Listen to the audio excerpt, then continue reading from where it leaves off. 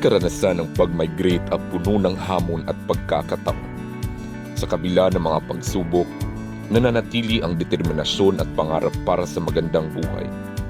Ang kwentong ito ay isang patunay na ang sakripisyo at pag-adjust sa bagong kultura ay bahagi lamang ng landas patungo sa tagumpay at katuparan ng layunin para sa sarili at sa pamilya. Nang tinanong namin siya na may balak ba siyang bumalik dito sa Pilipinas, ang sagot nito, "Sa ngayon po, wala akong planong bumalik sa Pilipinas para tumira ng permanente. Uwi lang po ako doon para magbakasyon." At nung tinanong namin siya na ano ang mga rason sa inyong pagbabalik kung sakali man, ang sabi niya, sa totoo lang po, wala akong nakikitang dahilan para bumalik ng tuluyan sa Pilipinas. Pero maaaring bumalik ang mga magulang ko.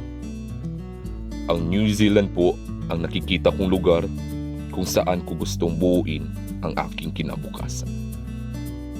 Nang tinanong namin siya na bakit muna pa siyang lumipat sa ibang bansa, ang sagot niya ay ang tatay ko po ay halos 10 taon na nagtrabaho dito sa New Zealand. Dahil dito, napagdesisyonan na niyang dalhin kami bilang pamilya dahil alam niyang mas kaya niyang bigyan kami ng maayos na buhay dito. Sa tanong na paano mo inadjust inyong sarili sa bagong kultura, sabi niya, sa komunikasyon po, napansin ko na karamihan sa mga Pilipino ay hindi direkta upang maiwasan ang hindi pagkakaintindihan. Ganoon din po ako dati. Pero pagdating ko dito sa New Zealand, nagulat ako dahil ang mga tao dito ay napakadirekta at prangka. Pero sa magalang at palakaibigang paraan. Natutunan kong tanggapin at i-adapt ang ganitong estilo ng komunikasyon.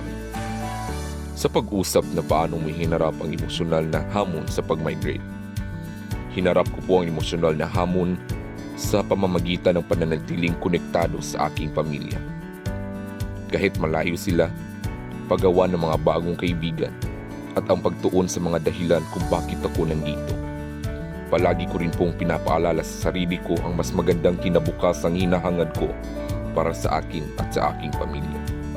Ang paglipat sa ibang bansa ay isa sa pinakamalaking desisyon na maaring harapin ng isang pamilya.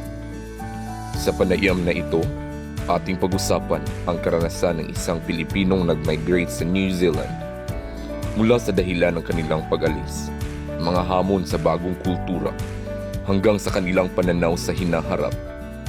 Alamin natin ang kanyang kwento ng pag-adjust, emosyonal na paglago, at pangarap para sa mas magandang buhay.